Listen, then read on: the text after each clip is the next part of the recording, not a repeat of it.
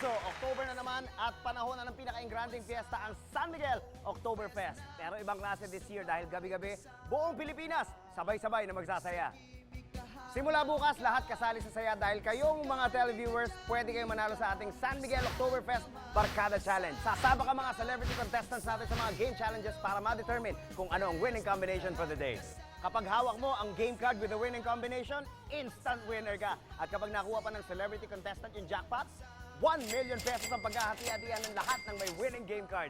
Alam po naming maraming pagsubok na dumaan sa atin itong mga nakaraang linggo. Kaya bilang pakikiisa ng San Miguel Beer sa ating pagbangon, ngayon pa lang, mamimigay na tayo ng 1 million pesos. Kita nyo naman talagang napakasaya ng simula ng ating Oktoberfest.